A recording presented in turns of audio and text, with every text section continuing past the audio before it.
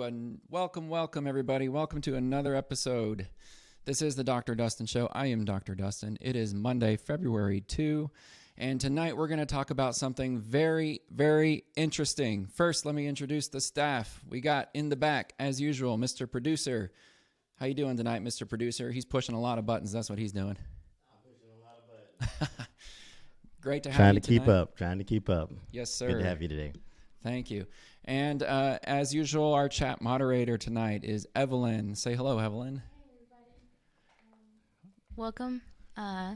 Make sure to leave all your questions in the chat, and I'll be there answering back. And if it's super cool, I'll tell Dr. Leek up here. So. Only if it's super cool, though. That's the rule that we have around these parts.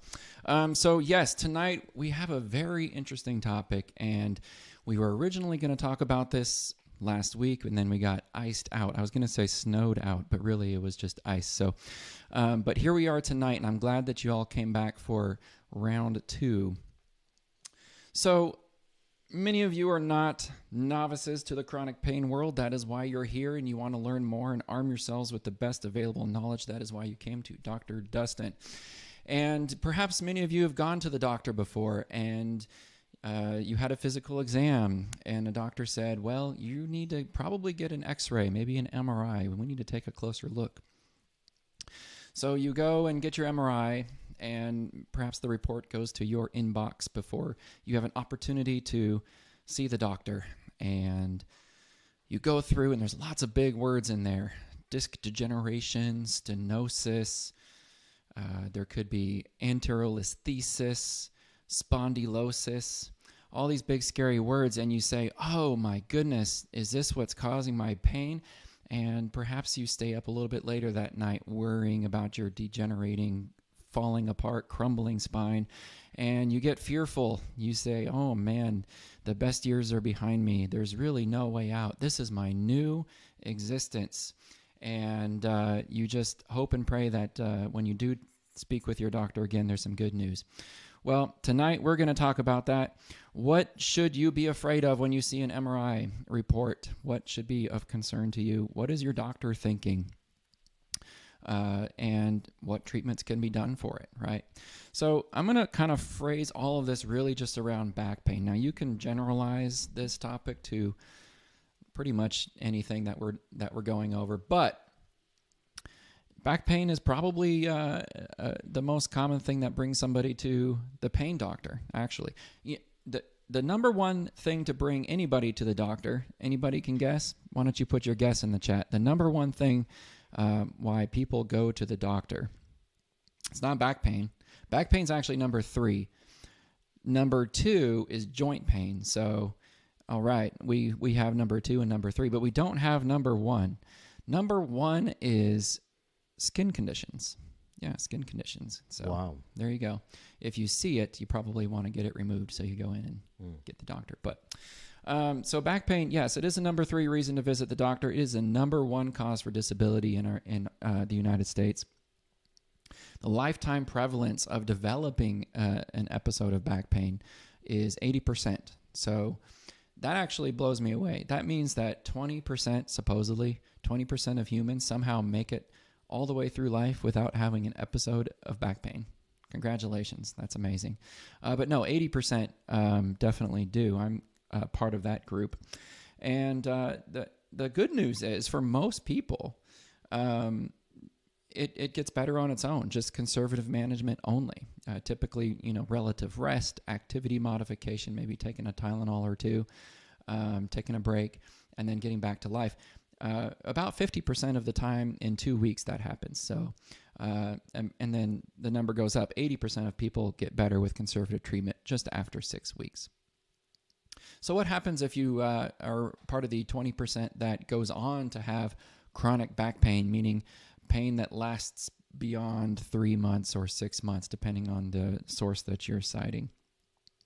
Well, at some point you may want to get an MRI because after all, your doctor doesn't have x-ray imaging, right? You may get an exam. Of course, I would highly recommend that you get an exam from your physician. But an MRI is almost always to follow. So what is the goal or the purpose of the MRI? Now, again, I'm talking to a seasoned crew here, I know, but if you're new to this world, I would perhaps assume as a patient that we would be getting an MRI to find the reason why I'm hurting, right? We want to know what's going on in my back. Did I break something? Is it a big old herniated disc? Because I hear that a lot, right? Sciatica. I want to see something that validates why I'm feeling the way that I'm feeling. So we get an MRI, right? And it comes back, and again, it doesn't show anything. Well, except a lot of big complicated words. Spondylosis, let's say, is the primary one. And your doctor says, well, your MRI looks good. Nothing really to do here. And you're like, hold on. What about all these big complicated words? Because that looks like it hurts. Can barely say it. Hurts to say it. Well, I think that is the difference, the big difference between why a physician gets an MRI, a pain physician gets an MRI, and the expectation that the patient may have. See, my diagnosis of your pain, generally speaking, is based on the exam. It's based on what you tell me. If you say it hurts here and it radiates there and it feels like this or feels like that, and it gets better when I do this or worse when I do that, and then I do a physical exam, I push and prod and pull and stretch, and based on all of that information, I have a really pretty good idea of what could be causing your pain. Why get the MRI? Well, of course, there's a lot of comfort in knowing what it actually looks like, certainly from a patient's perspective. But from a physician's perspective, I'm looking at a few different things. I want to rule out red flags. Someone's coming to me with chronic pain, especially if it's just in the spine, right? It could be a lot of things. It could be, of course, the musculoskeletal system, right? You got the discs and the vertebral bodies and the facet joints and the spinal cord and the nerve and all the tissues that surround the nerves, the muscles, the ligaments, the tendons. It's a lot of things that could be causing pain. But really what I'm getting the MRI for is to rule out red flags. I want to make sure you don't have the C word, cancer. I want to make sure there's not a tumor growing back there or within the bone itself that could be causing your pain. This is especially true if you're giving me other red flag symptoms, weight loss, night sweats, fevers or chills, and perhaps a variety of other things depending on the type of cancer you could have in that scenario, right? So I want to make sure you don't have that, first and foremost. And then I also want to make sure you don't have an infection, right? We all get weird infections from time to time. I actually took care of a gentleman in inpatient rehabilitation for a while. He went in with acute back pain, subacute back pain. It's been going on for a couple of weeks. And he had some other symptoms, fevers, chills, not feeling too well. They got an MRI. Sure enough, he had an infection right in his spine. Now he's on long-term IV antibiotics and actually doing well. So, but that's one of the things we need to rule out pretty quickly because that can get bad. So we're ruling out cancer, we're ruling out infection, we're ruling out fractures, right? And then, of course, any severe neurologic compromise. So if on my exam you have a foot drop, right? Maybe you can't lift your leg the way that you normally do. Maybe you have to have a spouse help you put your pants on or buckle your shoes because your muscles are weak. That would be a red flag. Maybe you can't control your bowel or bladder anymore. You're experiencing incontinence or that type of thing. That would be a red flag. Something is significantly compressing the nerves in your spine. So these are things that would require pretty significant interventional, potential surgical intervention right away to preserve life and limb, right? So that's one of the reasons we get the MRI. Now, the challenge is when the MRI comes back, and let's say you have a very specific area that hurts, but then there's multiple levels of pathologic changes, let's say, on your spine. How do we interpret that? Now, this is where it gets fun, right? Now we get to put on our thinking hat. And it's important that you guys know this because this is, I think, where a lot of the controversy comes in. This is where the potential for dismissal comes in. Or let's say the preference for psychologic treatment over injection or medication therapy, right? This is where that risk comes in. The idea is that, okay, let's go back to the term spondylosis. That's the word that's in the literature. That's the word that's in the MRI scan. We're all just going to have to get familiar with it. Spondylosis.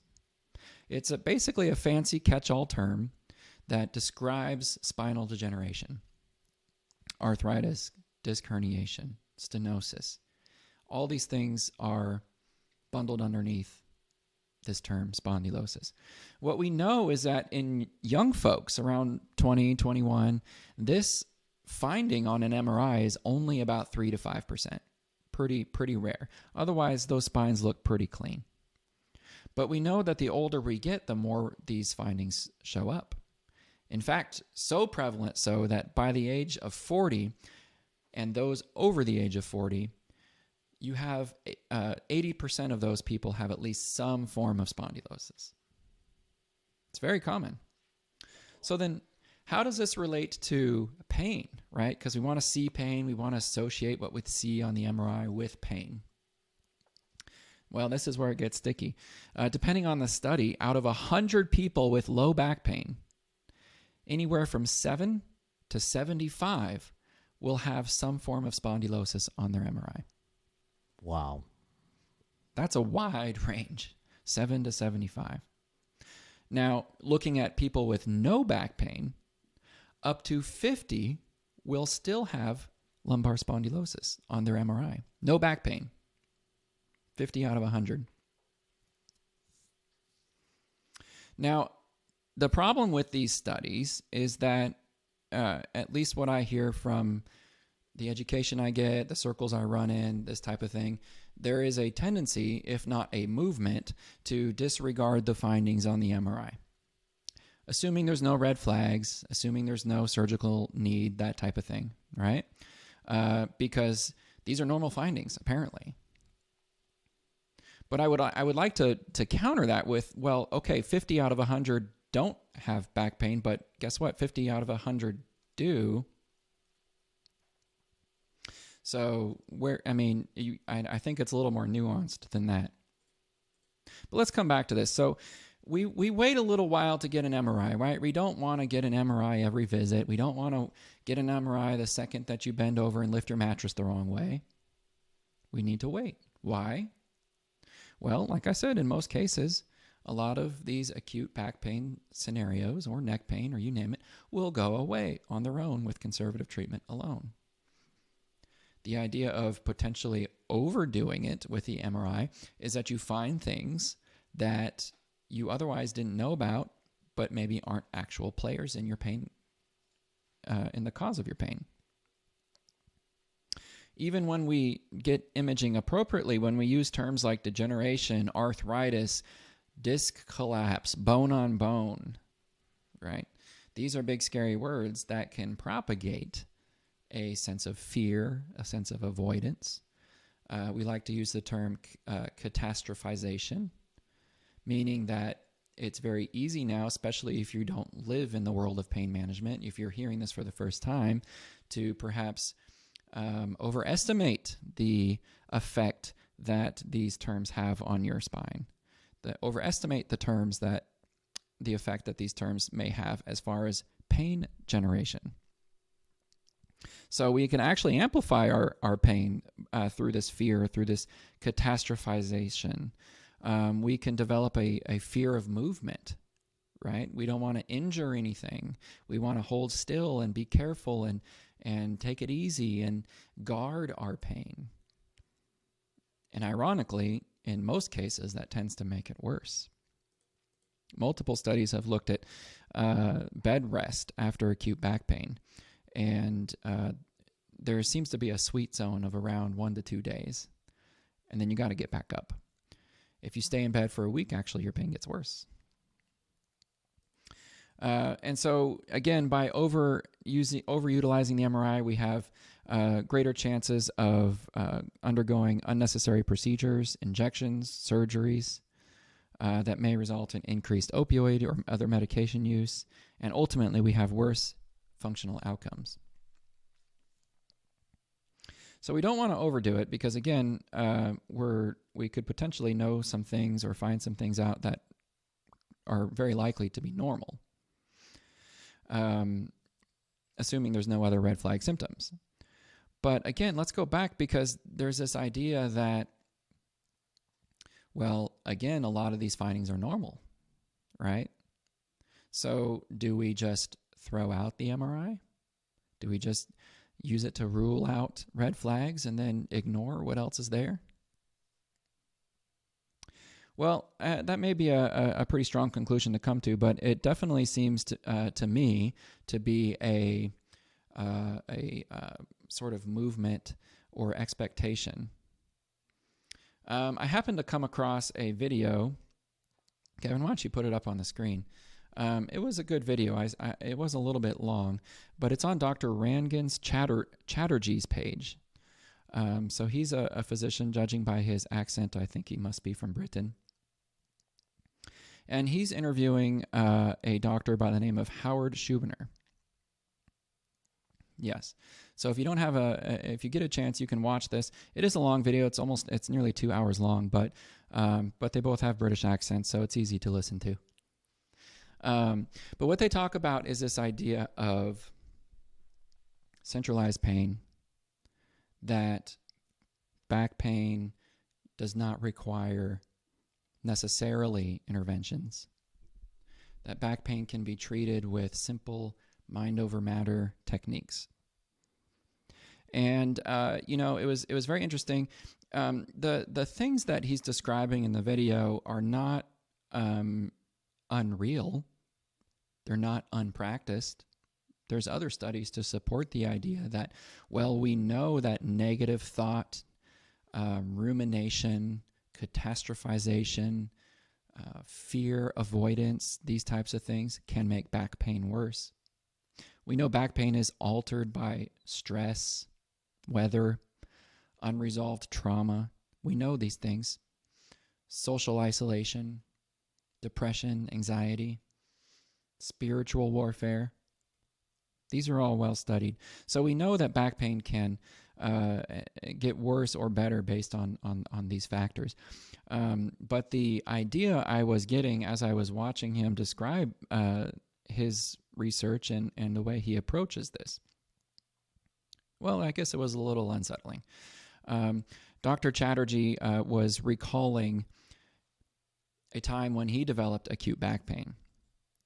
And he ended up suffering with back pain for a while, for several years. And he did all the normal things, medication, therapy, injections, this type of thing. And it would kind of come and go and maybe be more severe and less severe and sometimes not there. And then he described a moment when he was finally laying his father to rest. And I think the stress of having caring for him in his last days was finally relieved in sort of a moment of resolution for him. And at that point, he felt his back pain disappear.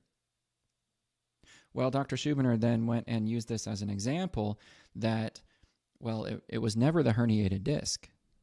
It was simply the stress in your life.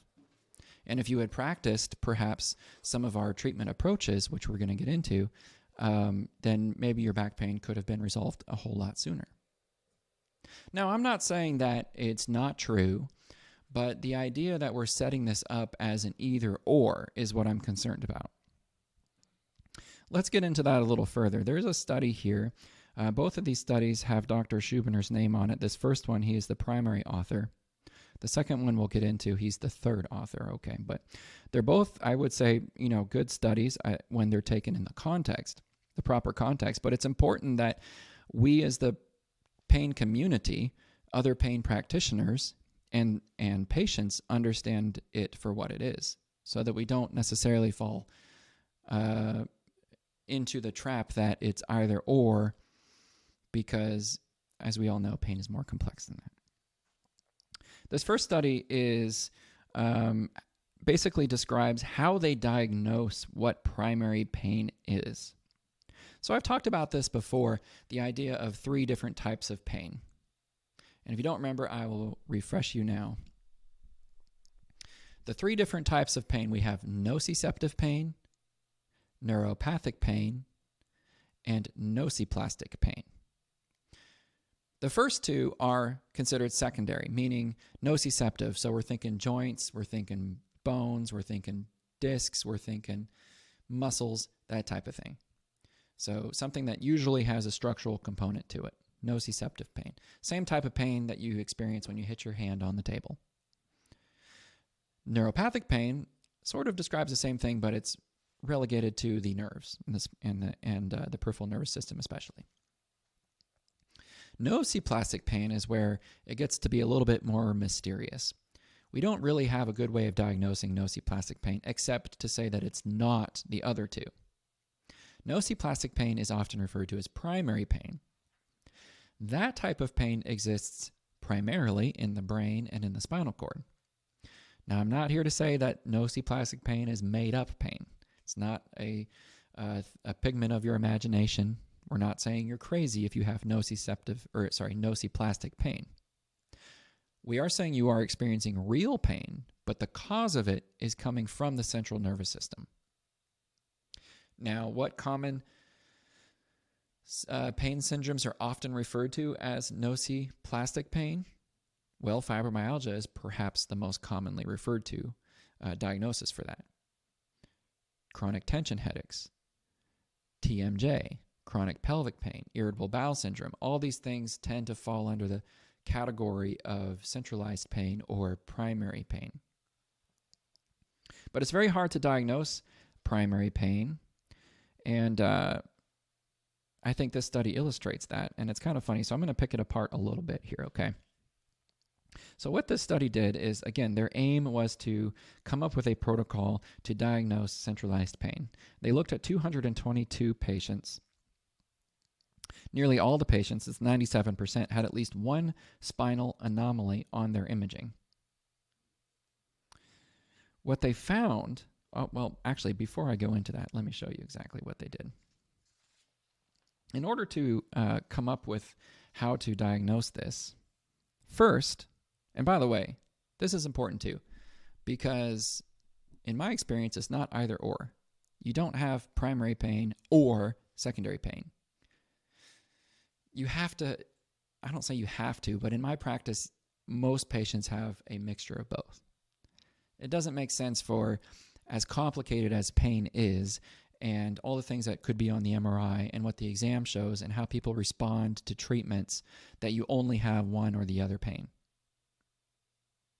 The reason why, well, I'll get into that in just a second. So the way they diagnosed primary pain was, number one, they ruled out a structural disorder. Makes sense. They did a history and physical exam with special note to avoid overinterpreting minor findings such as localized tenderness, scoliosis, or muscle tightness. I don't know about you, but like those are like the three main things that I'm looking for. So for me to just avoid talking about that seems a little bit interesting to me. Number two, they're going to review the imaging. So, of course, they want to identify fractures, tumors, infections, things of that nature, significant disc herniations that could be compressing on a nerve, right? We talked about that. Those are red flag things. So, yeah, that makes sense to rule that out. But they're also avoiding over-interpreting findings in healthy people that are, actually it says, quote, avoid over-interpreting findings seen in healthy people. See, the problem I have with that wording is that it implies that these are findings that may be only found in healthy people, that these are healthy findings. But what we recall from earlier is that actually it's about half. You can see this in half of people with no pain. So that's a little bit unnerving, but what they're doing is they're avoiding the significance of degenerative disc disease, bulging discs, facet arthropathy, spinal stenosis, or even low-level spondylolisthesis. Big words, I know. Spondylolisthesis is essentially where you have one vertebral body sliding forward on another. Low level, I'm assuming they mean a grade 1, which means that the sliding is less than 25%. Actually, in my practice, that's an indication for surgical intervention, if you can show that perhaps that's where the patient's pain is coming from.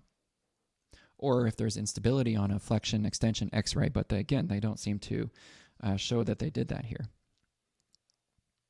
So again, rule out a structural disorder. So basically do a piss poor exam, piss poor interpretation of the imaging. And now we're going to rule in a primary pain condition. Well, how do we rule in a primary pain condition? First, we're going to identify those that had a lack of response to treatments that should have addressed structural causes of pain. So surgery, injections, spinal cord stimulation, or physical therapy. So again, we're sort of self-selecting here. We're basically saying, okay, we're going to identify patients that have a centralized form of pain. And the idea is that this is what you do for people that come off the street, but this should not apply to everybody with back pain. This should not be a primary approach to treating back pain. By ruling out people that have failed traditional treatments, I would suggest that's a relative, I don't want to say minority, but that's not a majority of cases. In my experience, a majority of cases will respond to conservative or traditional treatments. Medication management, physical therapy, exercise-based therapy, injections, nerve burns, stimulators, minor fusions. I know those are all big, scary words, but we're treating people and getting people better using those treatments all the time. Not everybody. But imagine if we approached everything as if it were centralized pain. I think a lot of people are using that as a gatekeeping method, and you know, we talked about that before. So we're ruling out, we're identifying patients that have failed traditional therapy. We're also identifying patients that have had strong responses to treatments with substantial placebo components, such as acupuncture. So apparently now, if you had a good response to acupuncture, it's a centralized pain condition. Chiropractic also is considered to be more of a centralized pain condition, at least how this study defines it. They're also including patients that have other conditions that are already known to be centralized conditions, such as tension headache, chronic migraine headache, fibromyalgia, TMJ, all these things I mentioned earlier. So their whole approach to identifying centralized pain is sort of, I don't know, it's self-predicting, it's self-fulfilling in a way. It's like we can't apply this to anybody that walks off the street. And to be fair, they're not suggesting that it should be. But again, the problem is that there's a bigger movement going on. And it reminds me of back in the day when they were talking about opioids in general. The studies that were coming out. Well, if you want to call them studies, they were more letters to the editor. Where they were basically saying, oh, opioids are not addictive. Oxycodone is not addictive. The same studies and push that got Purdue Pharma in big trouble with the government. Were these at the beginning of their conception? Like when they first came on the market? Particularly Oxycontin, yes, and Percocet, yeah. Gotcha. Yeah. The idea was that basically there's a piss poor study that had a great headline that was not dissected. And because there was a bigger cultural push at the time was to push for opioids. Now it's to push against opioids. But it's important that we all keep this in context. All right. And when you guys watch the video, check it out. You'll see exactly what I'm talking about. Oh, yes, we have to rule out structural things. Of course, is what he says. But again, there's a major push away from traditional treatments. And I think that's where a lot of people have the potential to get harmed. So the other study here, okay, so we figured out what they're doing to diagnose it. Now there's a treatment, right? The treatment. So this study was published in JAMA. Dr. Schubiner is the third author. Dr. Ashar, PhD, is the first author on this paper. This was published in JAMA 2021, and I'll put the links in the description below. So essentially, after they've diagnosed a centralized pain patient, they then put them in a treatment plan. So this study looked at 151 adults, and their average pain intensity was a 4.1 on a scale of 10. How many of you would like to have a 4.1, by the way? That's a pretty good score right there. I mean, it's not a 5, it's not a 6 or 7 or 8 or 9 or 10, which is what I see commonly in my clinic. Yes, 4 is definitely worse than a 2. But anyway, that's the average score for coming into this study. And the mean duration of pain was 10 years. Okay. What they did was they underwent 8 psychological treatment sessions over 4 weeks. What they did was that these treatments, what they were supposed to do is help patients reconceptualize their pain as due to non-dangerous brain activity rather than peripheral tissue injury. That sounds great. I'm on board with that. That's super. Anybody that has significant negative thoughts, beliefs, concerns, anxieties about their MRI findings or what could be causing their pain, they're only going to make their pain worse. So we know this to be true. So yes, if you can come up with a way to change the thought process, to improve a certain level of optimism, give them a glimmer of hope, tell them that everything's going to be okay, yeah, I would expect some improvements. And that is what they found. They used a combination of cognitive, somatic, and exposure-based techniques. What's interesting here, too, is they compared the people that underwent treatment to those who underwent a placebo. And the placebo, by the way, was a saline injection in the back muscle. And then they compared a third group who were participants who underwent usual care. Okay, whatever that means, usual care. We know that usual care does not include best care. We know usual care does not include, in this study, physical therapy, does not include injection therapy, does not include optimization of your medication routine. It's just whatever you were doing before, which is probably nothing or taking your usual medication. That's what you were doing in this case. So again, 151 adults, and after treatment, those who underwent the treatment, the psychologic treatment, their pain on average went from 4.1 to 1.18. Pretty darn good.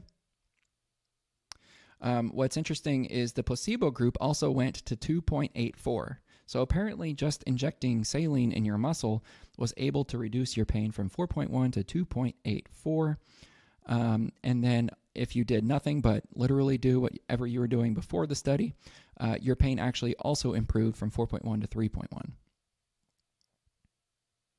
Of course, the biggest difference was the treatment group going to 1.18, and what is significant here is that the pain relief was persistent. It was durable even a year later on follow-up.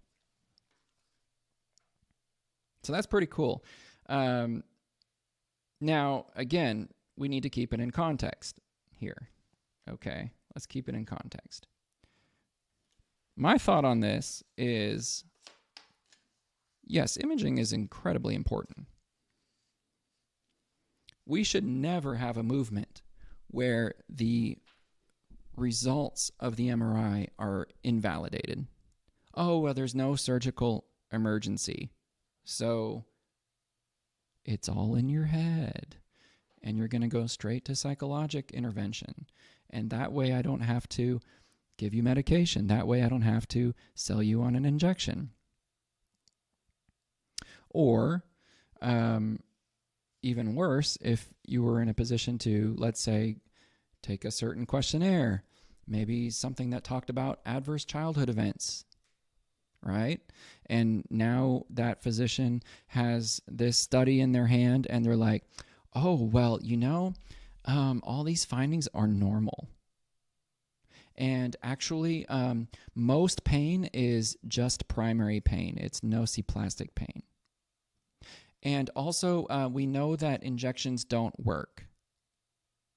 Oh, and also, we know that psychologic interventions work and they result in significant relief even a year later. See, that's what I'm trying to avoid, because yes, there is significant overlap with what we see on the MRI and what could be causing your pain. But that overlap does not exclude the very likely possibility that what we see on your MRI is causing your pain.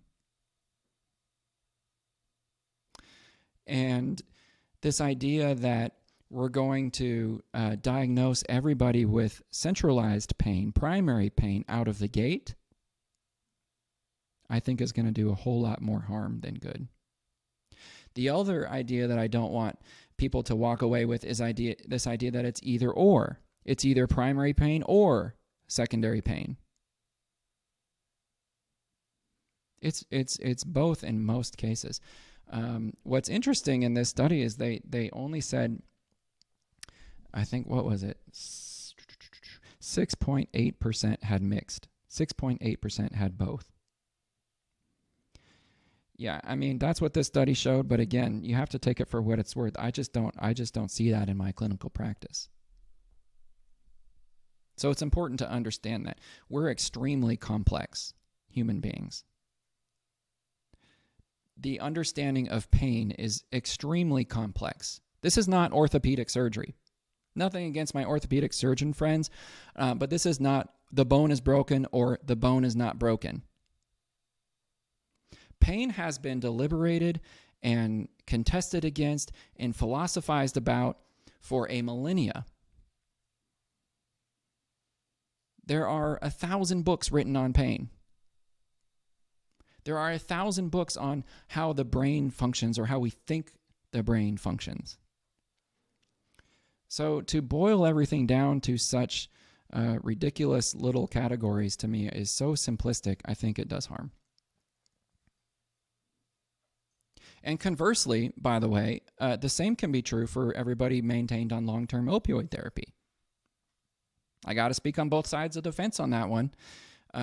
Your pain is more complex than a single pill. Your pain is more complex than a single molecule or a single receptor. So the truths that we're learning here tonight, I think, can apply broadly. And in the complex way that we decide to treat pain, we should take that same level of appreciation in diagnosing pain. So no, don't worry about what you see on your MRI. The Bible says don't worry like 100 times. Don't worry about tomorrow, for tomorrow will worry about itself. Even if it's the worst case scenario, it will be okay. But also don't let yourself get pigeonholed into an inappropriate treatment plan. Don't let a physician inappropriately put you into a category without at least having communication with why you're getting put into that category. It's okay to have centralized pain. Everybody has centralized pain to an extent. I don't think you can have pain that lasts longer than 3 months and not have a centralized pain condition. But that doesn't mean all of a sudden the pain from your herniated disc goes away. That doesn't mean that the arthritis that is bothering you every time you stand up straight goes away. It just means you have more than one thing going on. So, take that for what it's worth. And then, for the treatment, come on, really? This treatment got good results, if you want to call that good results. The problem I have with it is we're looking at an average pain intensity of 4, and we're going to 1. That's great. Now, the patients report increased improvement in function, but this is pain that they've been dealing with for 10 years. So the implication is that they were already pretty functional at baseline. So there was no outcome measure with regard to their functional improvement. And I just thought it was hilarious that just by injecting saline, the pain was reduced by about 1.5 points. I thought that was pretty interesting too. Mm. I'm also curious, have you ever done placebo tests within your practice? That's a good question. I have. So when I first graduated fellowship, there's a lot of placebo research out there. Mm-hmm. And I think that's what sort of discredits a lot of pain studies in a way, or discredits the understanding of pain. Right, right. Or gives, there are so many variables. Right. But again, that's the beauty and also the ugliness of pain in that sense, because it's definitely beyond this idea of your bone is broken or it's not. Right. It's like, how much pain do you have or how much do you not have? It's very, very nuanced. So, yeah, no, I definitely thought about it. I wanted to do it.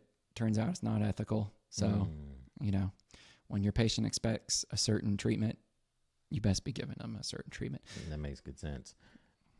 Of course, if you enroll them in a study, they never know. Well, they have to know that it's at least a possibility. Right. On the flip side, say, for instance, you had mentioned something about the, I guess, the psychological aspect. Yes. Would spirituality fall within that same gambit? Oh, that's huge. Oh, they've done so many studies on this. We need to have a whole nother show about it. But no, spiritual health plays a huge role in not only your health in general, but in how you experience pain. Mm-hmm. Yeah. And so that certainly implies potential for spiritual interventions. Right. To help your pain. They've done a lot of studies with prayer and faith-based activities, church attendance, things of this nature, belonging to a community with an optimistic outlook on life. Right. Yeah, everything may be coming to pieces around me, but I know I have hope in a better future. Right. I think that's extremely powerful. Mind over matter, or spirit over mind.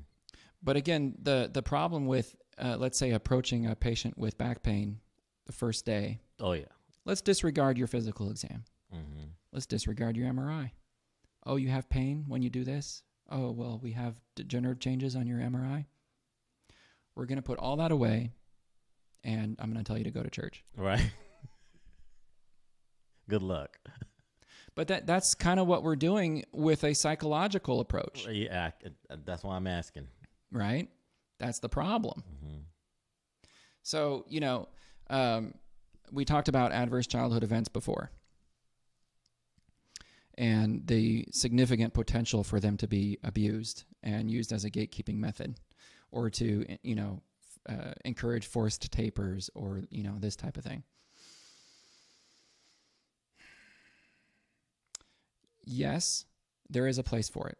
Not for abuse, but there is a place to incorporate it into your treatment plan.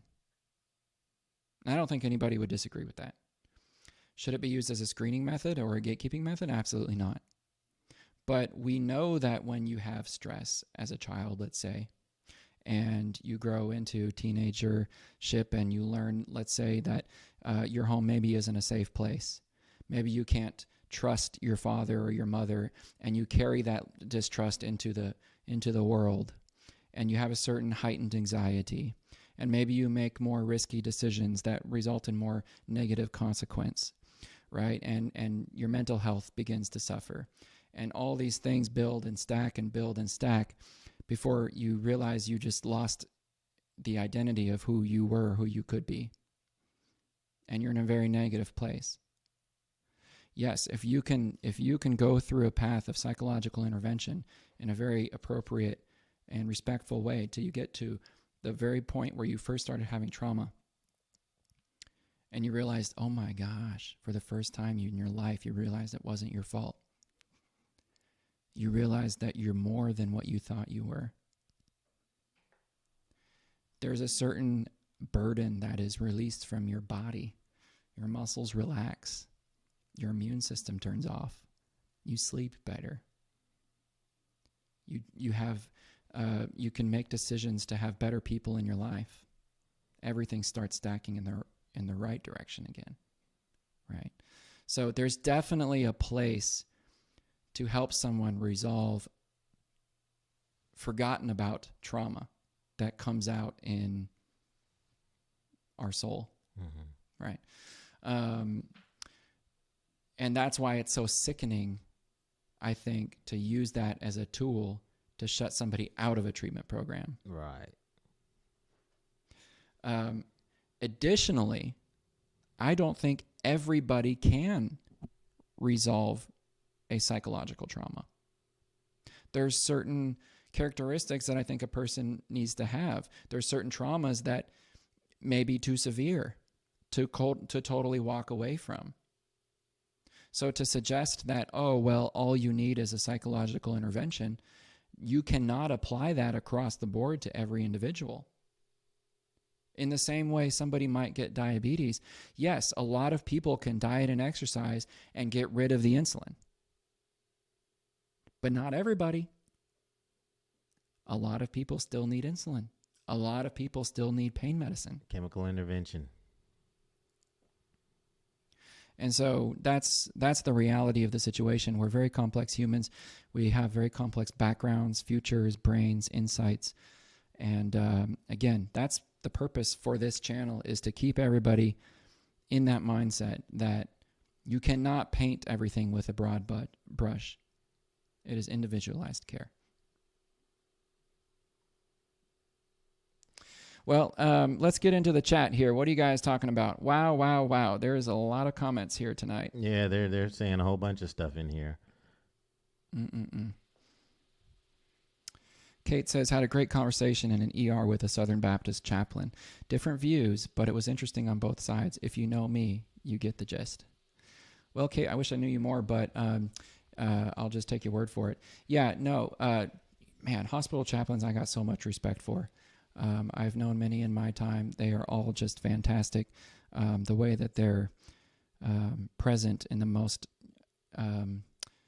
vulnerable time for a patient, I think, to be that connection to something greater, to something higher. Hats off to them. Keith says, great way to explain how ACE can have an impact, but also a great way to explain how it can't be used wrong, or can be used wrong, I would imagine you're saying. End of the day, even if it is ACE, the pain is real. Treat. Yes, exactly. Exactly. Yeah, and so, again, I don't want to discredit, Dr. Schubiner's approach. I think the only skepticism I would have here is that, it's hard to apply broadly to every individual, and the community, the pain community at large, needs to sort of have their little flags up, their little ears perked when this stuff sort of starts becoming more mainstream, because that's where I see it's going. Meaning that right out of the gate, if you don't have a surgical emergency, we're going to take you down the psychologic intervention route. Now, that may be right for the right person, but I would argue that it's not right across the board for every person walking into the clinic. And, everybody likes to have protocols, so that's the concern there. I got an off-base question.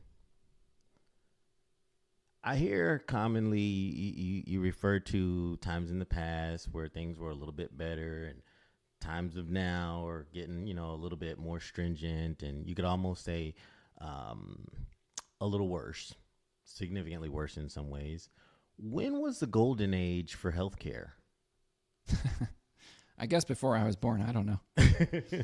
Actually, I listened to my uncle. Okay, so he's a retired OBGYN, Dr. Cliff Walters, if you're watching. Hey.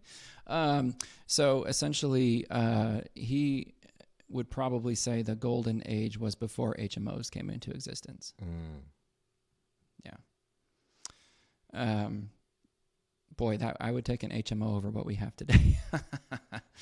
No, it's not getting any better, but that's okay, because we still have providers that care and patients that need caring for. So we'll keep on going. All right. Yeah, Jamie Bates says before Nixon. Maybe so. That was a long time before I was born. So actually, if you look at, there was a chart that was circulating lately. If you see it, put it in the chat. But where they're looking at the cost of healthcare versus the longevity, life expectancy. And apparently that started to, the cost of care versus life expectancy, I think is what the chart showed. And that went crazy after Reagan.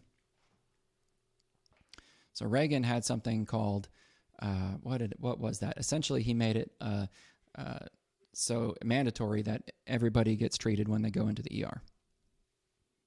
Now, you can agree with that or not, but what that ended up doing inadvertently is that the ER started being used as a primary care physician, and then, clinic, essentially, started burning out all the ER docs and driving up the cost of hospital care for everybody. But, healthcare is complicated. We're not a political channel, but nothing wrong with quoting a little history there. I'm going back up here in the chat. Let's see. If we are addicted to opioids, then a diabetic is addicted to insulin, and a person with high blood pressure is addicted to low blood pressure medicines. Yes, Mrs. Lady Katie. Sort of. I think I would use the word dependent there. I agree with your statement wholeheartedly, but I would just switch the word addicted with dependent, because a lot of people don't understand the difference between those two. Addicted basically is something you can't control. You sacrifice everything good in your life just to get that one thing you're addicted to. Despite knowledge of everything you're sacrificing being bad, you continue to do that, and you lose everything. Dependent basically means that if you drink coffee every day and then you skip a day and you have a headache, caffeine withdrawal headache, that would imply then that you are indeed dependent on coffee. So dependence is something that anybody will develop when they are taking opioids for usually, it can happen just as long as 5 days after taking it. I think I found that chart. Would you like me to pull it up real quick? Yeah, let's see what you got. There it is. Life expectancy versus health spending. So I see a bunch of lines. So, so along the x-axis we have 2,000, 4,000, so all the way up to 12,000. That's the health expenditure per capita. And that has gone through the roof from 1970 to 2023. Wow, it almost seems if I live in Portugal or Australia, I'll live a little longer and pay a lot less. I also wonder if you were to make a chart for just regular cost of living too, because I know that has gone through the roof. Oh, yeah. Which has probably got the negative side effect on life expectancy.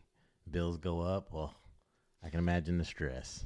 Yeah, but look at places like Australia, Belgium. Right. They're at $6,000 per capita and living longer. Mm-hmm. America does have a very unhealthy patient population, generally speaking. I blame the food. You all put what you can blame in the chat there. Definitely the food is far inferior in our country, I think, than a lot of other countries, which is ironic.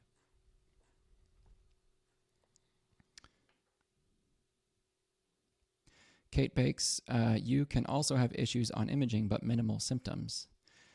My spine issues were found on post-op x-rays. No, that's true. Exactly. And I tell patients this all the time because it's true. You can have a totally normal-looking MRI and have severe back pain. Alternatively, you can have a really bad-looking MRI and have no back pain. So the challenge and the whole purpose the purpose is twofold. One is for me to rule out the red flags, and two, it at least helps me map a little bit about where your pain could be coming from. So, if you're describing a very stereotypical pain down the side of your leg onto the top of your foot, that's like a sciatica, and it's worse when you stretch your leg out and you have back pain, chances are you have a lumbar 5, S1, disc herniation that's pushing on that L5 nerve. Then if I get the MRI back and there's disc herniation on every single level, well, clearly not all of that is causing your pain. Probably it's just the L5 based on what I see on the MRI and what your exam and what your history is telling me. What is frustrating is the off chance that you have problems on literally every other level except the one that I'm expecting it to be on. Then we get a little frustrated, but there's other things we can do. There are nerve studies. There are other types of imaging. CT scans, or we can even do diagnostic injections to essentially block the nerve that we think is the problem. And heck, if your pain gets better, by golly, that must be it. I got a question that I saw earlier in the chat when you were first talking about MRIs. Debbie mentioned, does an MRI while laying down make any bit of a difference, especially if the back isn't loaded? Yeah, no, that's excellent. So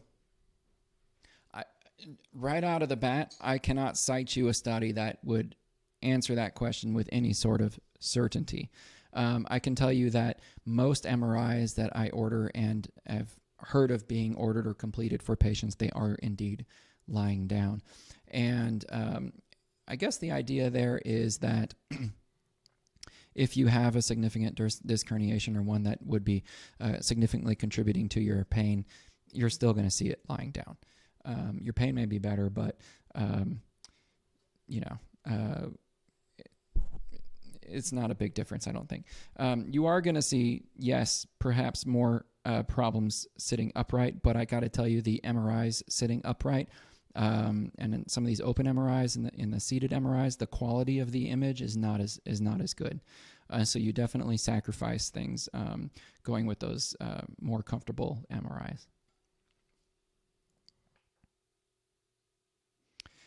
Yeah, Kate Bakes, imaging leaves so much room for interpretation. It does. That's why we have to put our doctor hats on, and you should understand that also as patients, that it's not just so straightforward. Jamie Bates, I have heard fibromyalgia has a blood test now. So if that can be tested for, does that change the category? Yeah, I don't think...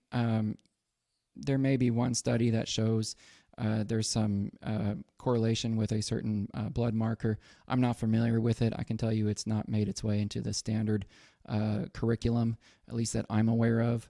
I know they're always doing work on fibromyalgia to try to figure out, what could be going on there, because it is a very complicated and very debilitating condition, no doubt. But as far as I know, the way we diagnose it still is just clinical.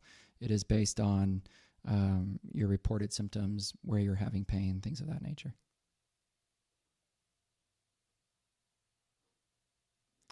Every radiologist has missed. I have 2 left renal veins. I've had well over 20 CTs. 2 vascular surgeons are deciding if it's a problem. That is an interesting condition.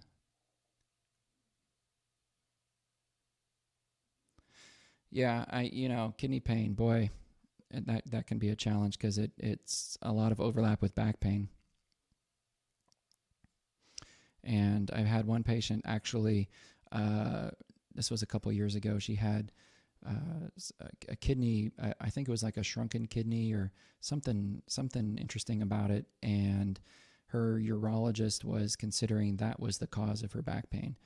And we ended up injecting her spine to sort of diagnose if it was the back, and she didn't respond to those injections. And so then the decision was to go and have her kidney removed. And if I recall, she did really well after that. So wow, yeah, it's back pain's no joke. Oh no, yeah, I can see. Back pain is just a dismissive pain from a majority of doctors. Dude, not here. This is my bread and butter, man. No, we love back pain here. I mean, we don't love it, but we love to take it away, or at least reduce it. It's common, so it's treated as trivial. When something is widespread, many clinicians stop seeing the individual. Yeah, I mean, I would say diabetes is probably, just as common or pretty close to it. But yes, back pain, I think, it's a little bit daunting.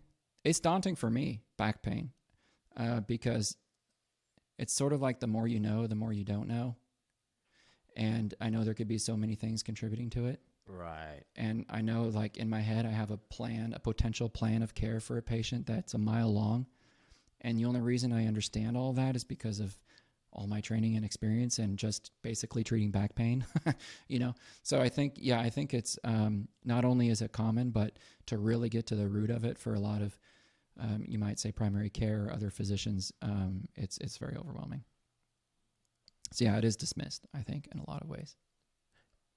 Here's one scenario. All right, so you get an MRI without necessarily going to get a second opinion right off the bat.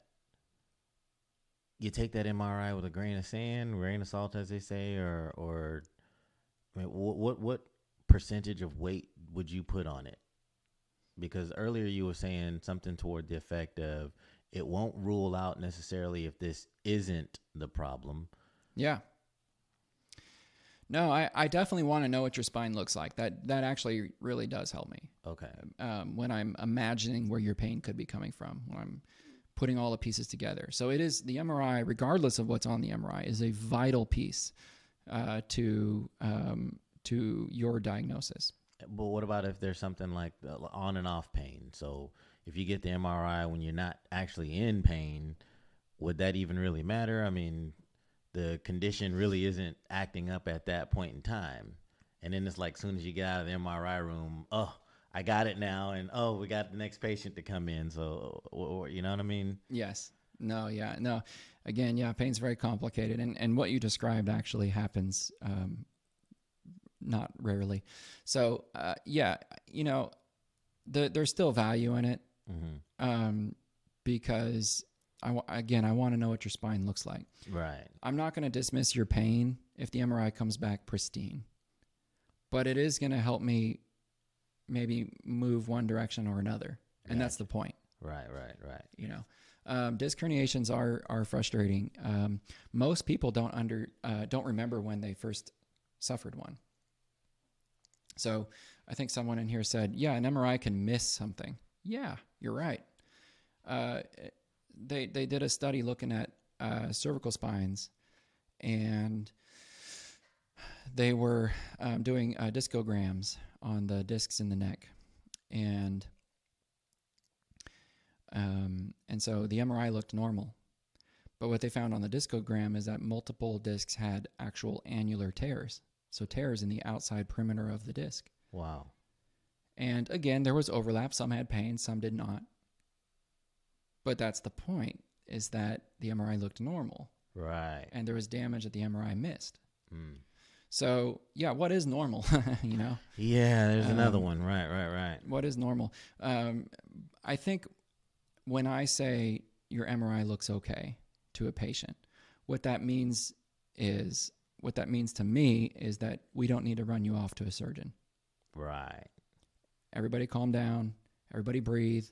It's okay. It's going to be okay. We'll get through this. That's what I mean. What I'm careful not to do is say, well, you have a disc herniation here, you have a disc herniation here, you have a disc herniation here, you have some arthritis here, you have some stenosis here, and I can see the patient's eyes getting bigger and bigger and bigger. I'm just creating a problem now.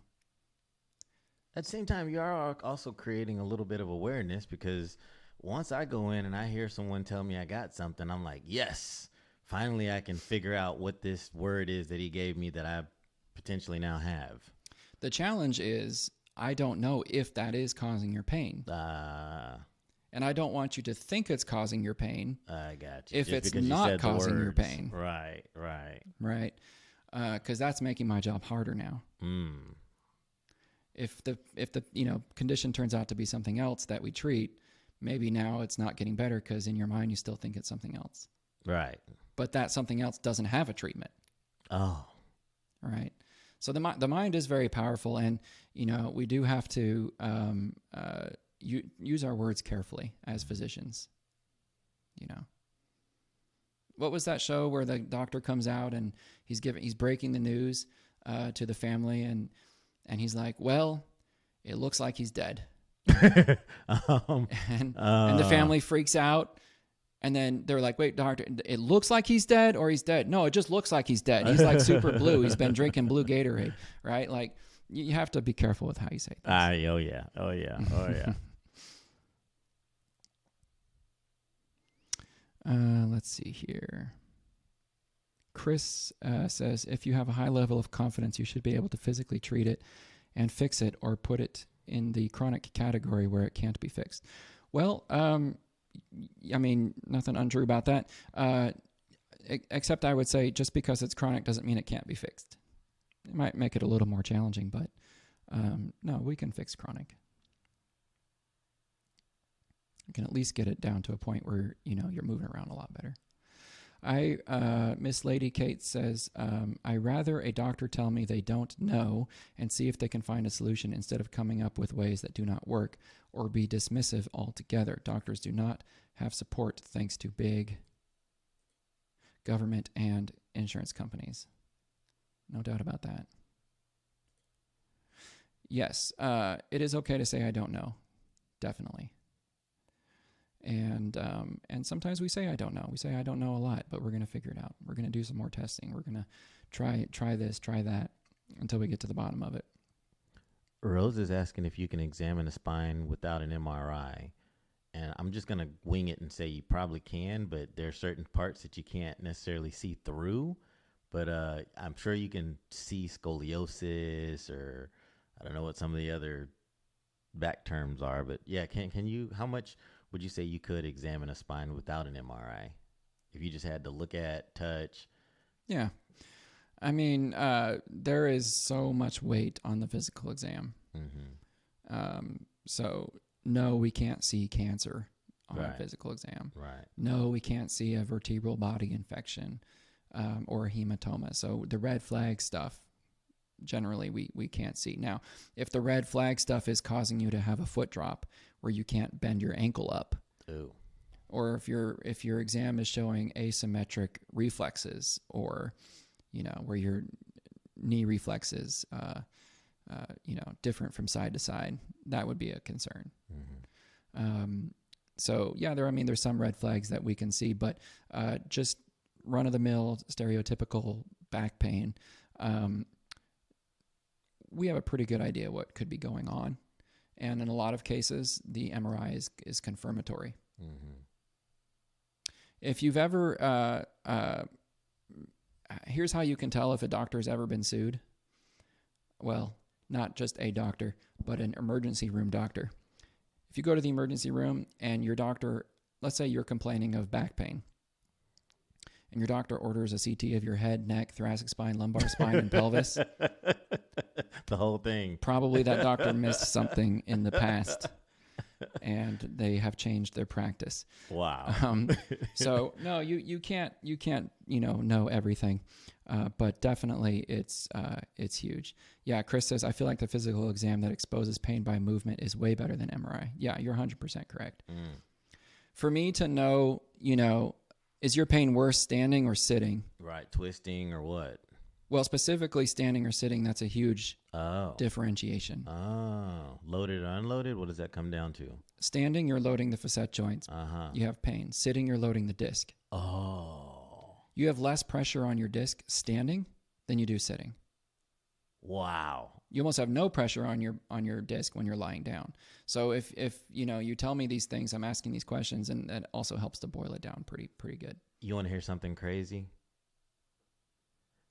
I can't stand sitting sometimes. I'd rather stand at this desk most of the time. Yeah, absolutely. It's yeah, we all sit too much. My discs are loaded. Your discs are loaded? Huh. You really want to load your disc. Don't do this at home. But when you're sitting, bend over to the front and grab a barbell and sit back up. Woo! Don't do that. That'll hurt. Gotcha. Pancreatic pain causes bad back pain also. It absolutely does, lug nut. So yeah, I actually, as a pain doctor and that treats back pain and all kinds of pain, we definitely work a lot with GI doctors. Because there's a lot of overlap. There's a lot of overlap between the kidneys in the back, the aorta in the back, the pancreas in the back. Constipation is a common cause of back pain. So, don't underestimate a good bowel movement, that's for sure. Let's see, going back to fibromyalgia. Judy Combs. I have a huge problem doing MRIs because laying still for an extended period causes me extreme pain. I almost never can make it through 15 minutes. Yeah, that is definitely the challenge of an MRI, and it's loud and claustrophobic, and You're not lying on a Tempur-Pedic. Let's put it that way.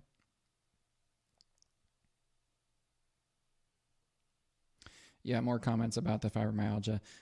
Erica says they are also finding a P protein in the CSF from a spinal tap for fibromyalgia also.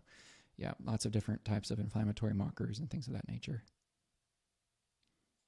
So, part of that is it going to change the management, right? So that's a big question on whether you get imaging or not. We want to avoid over-imaging, generally speaking.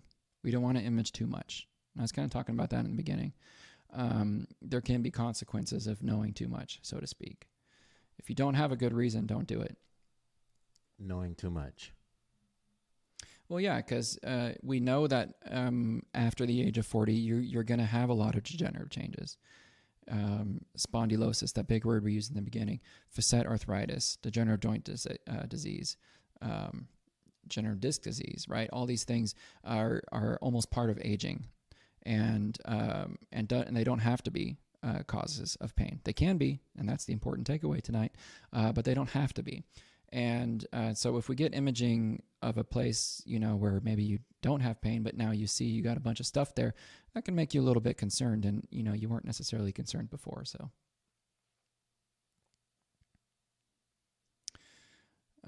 when you can't take an MRI, does a CT scan work any better? Yeah, they definitely look at different things. So an MRI versus a CT scan. So an MRI really helps us evaluate the soft tissues, the muscles, ligaments, tendons, the discs, the nerves, the spinal cord, the cerebrospinal fluid, all that good stuff is really what we want to look at with the MRI. The CT does a whole lot better with bones. And so if we're wanting to get an MRI of the spine, we can. CT of the spine, we can. If we want to look at the nerves, we can do something called a CT myelogram, where we put contrast into the cerebrospinal fluid, and that kind of helps outline where the nerves live. So yeah, you can get away with one or the other, but preferably we get MRI.